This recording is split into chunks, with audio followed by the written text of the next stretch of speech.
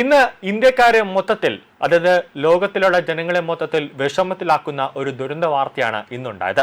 അതായത് ഇന്ത്യൻ വിനോദസഞ്ചാരികൾ വിയറ്റ്നാമിൽ അപകടത്തിൽപ്പെട്ടുവെന്ന വാർത്ത അക്ഷരാർത്ഥത്തിൽ എല്ലാവരെയും ഞെട്ടിച്ചു.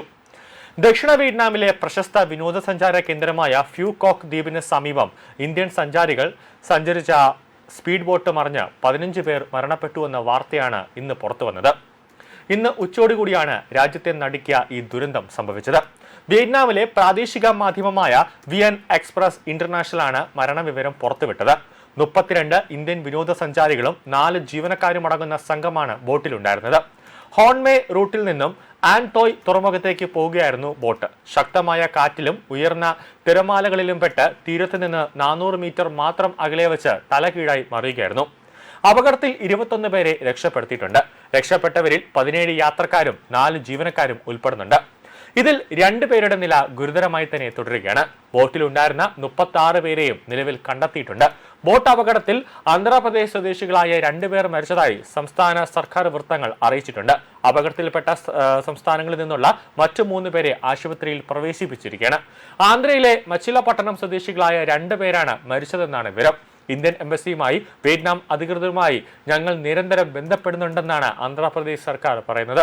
ഔദ്യോഗിക സ്ഥിരീകരണത്തിന് ശേഷം മാത്രമേ കൂടുതൽ വിവരങ്ങൾ പങ്കുവയ്ക്കാൻ സാധിക്കുകയുള്ളൂ എന്നാണ് ആന്ധ്രാപ്രദേശ് സർക്കാർ വൃത്തങ്ങൾ പറയുന്നത്. പ്രാഥമികമായ വിവരങ്ങൾ പ്രകാരം മച്ചിലിപട്ടണം സ്വദേശികളായ ജയലക്ഷ്മി, ജയശ്രീ എന്നിവരാണ് മരണപ്പെട്ടത്.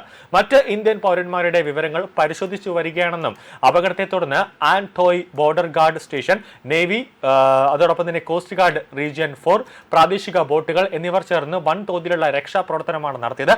രക്ഷാപ്രവർത്തനത്തിനായി ലൈഫ് ജാക്കറ്റുകളും അതോടൊപ്പം തന്നെ ജെറ്റ് സ്കീകളും വിന്യസിച്ചിട്ടുണ്ടായിരുന്നു. വിയറ്റ്നാം ആസ്ഥാനമായുള്ള 3 ലാൻഡ് ട്രാവൽ പ്രാദേശിക വെണ്ടറായ സായ് വിയറ്റ്നാം വഴിയാണ് ഈ ടൂർ സംഘടിപ്പിച്ചത്.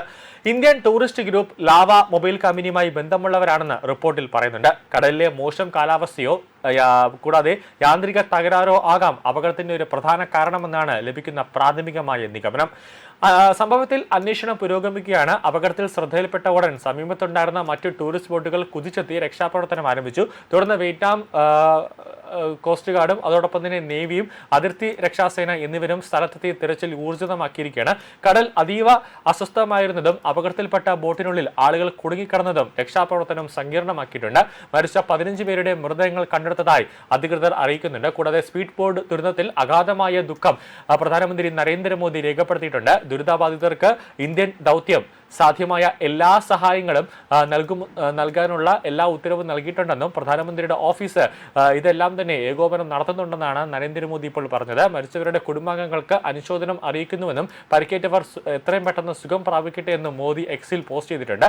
വിയറ്റ്നാമിലെ ഇന്ത്യൻ എംബസിയിലും കോൺസുലേറ്റിലും അപകടത്തിൽപ്പെട്ടവർക്ക് സാധ്യമായ എല്ലാ സഹായങ്ങളും നൽകി വരുന്നുണ്ട്. നമ്മുടെ ഉദ്യോഗസ്ഥർ വിയറ്റ്നാം അധികൃതരുമായി നിരന്തരം ആശയവിനിമയം നടത്തുന്നുണ്ടെന്നും പ്രധാനമന്ത്രി നരേന്ദ്രമോദി പറഞ്ഞു.